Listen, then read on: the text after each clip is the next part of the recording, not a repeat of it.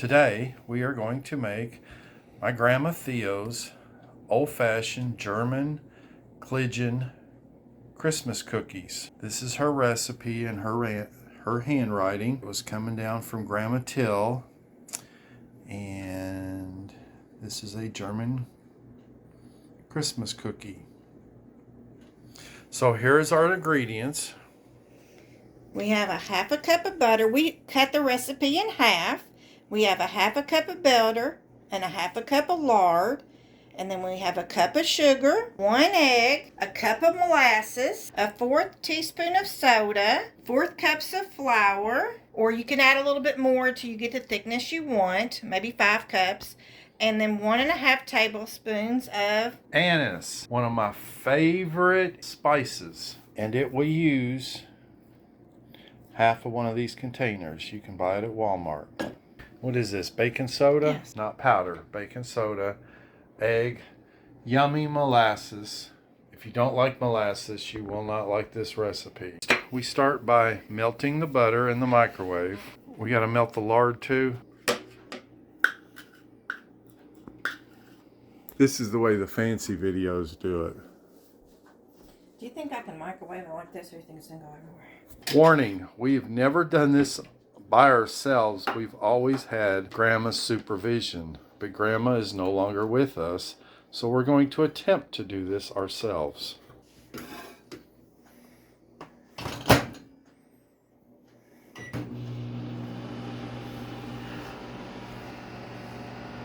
Warning, do not attempt this without your grandma being present. It exploded in the microwave. Now we have a mess. We cannot let my uncle see this video. Exploded butter in microwave. Boy, that's going to be a mess to clean up. Yeah. Now we incorporate the dry ingredients into the melted lard, butter. Is that lard melted enough? It didn't go clear. Doesn't it go clear when you... This is real lard and not like Crisco or vegetable.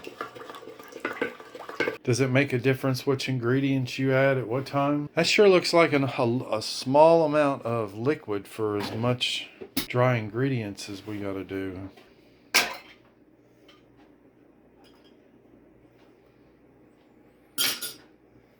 So we add the ingredients, the smallest amount. So now we're going to add the anise. Oh, we're going to blend the dry ingredients. Good thing I'm not a chef.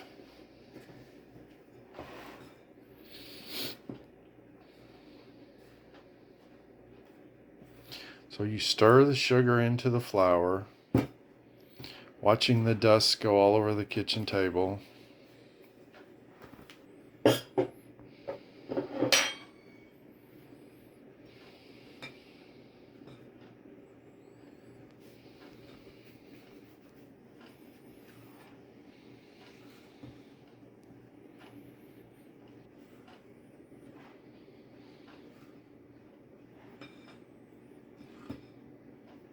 I was told I didn't need the KitchenAid. Well, every excuse I have to use the KitchenAid, I do.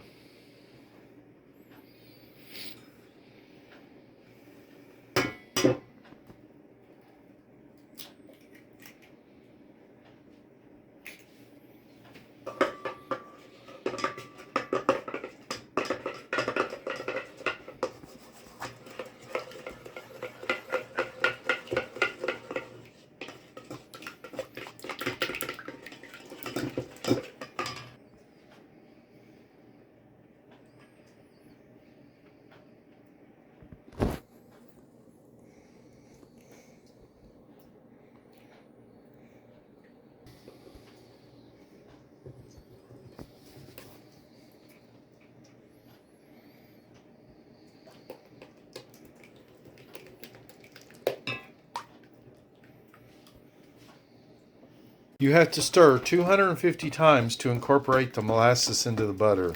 Which direction, right or left? Which direction is the earth spinning? All that spindrift. Folks said we weren't allowed to use the KitchenAid while he was gone.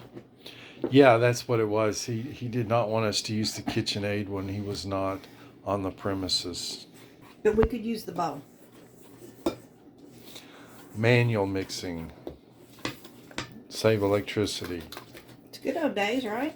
That's what they did back then. Well, I don't know. My grandma always had that KitchenAid back in the... She had... That one's like from the 50s. You need to take the dough and you need to knead it really good. Take a good smell of the anise and molasses and you want to roll it out. Rolls.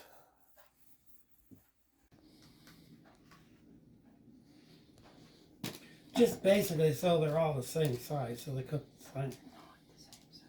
So if they're not the same size, they won't cook the No, same. the smaller ones are done burn. We don't want that. So do we segregate them then? Put the big ones on one rack and the little ones on the other? All right, these are too big. They Yeah, need they to be are. that size. They're all right. It's whatever. Some people like the big size. But they cook at a different speed then. Well, of course. Well, some people don't understand this. You say a quart. Oh, you have to chill them, so you put them out on the porch when there's snow on the ground, and then you cover them up to keep dust from accumulating on them. After the dough chills on the porch for how many hours? 4 hours? Well, you just want it cold. Needs to be cold so you can cut it. Then you're going to cut it in these small pieces. Lay them Bite-sized pizzas. bite-sized pizzas. Of course, they're going to expand when you cook them. And it's always a team effort. Of course, they're going to expand when they're cooked. You're going to cook them at 375 for how long? You gotta watch them. Preheat oven to 375 degrees and set your timer for 8 minutes or until done without burning. What do you use? Now that the dough is warmed up, it's getting hard to cut, right? Mm-hmm. I might have a daddy thing. Holy cow! What's it look like?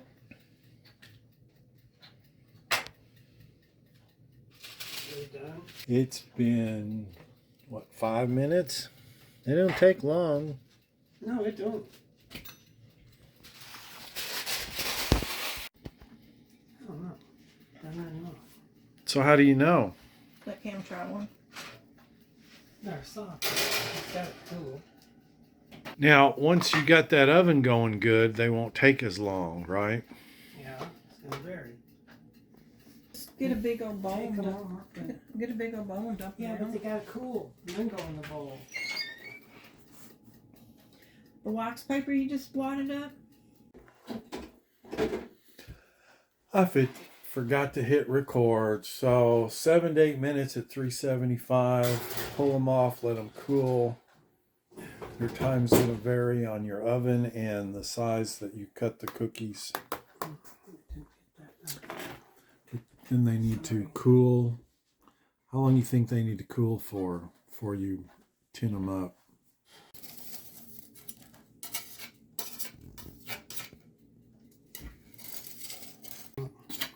So this is the color and texture they should look like.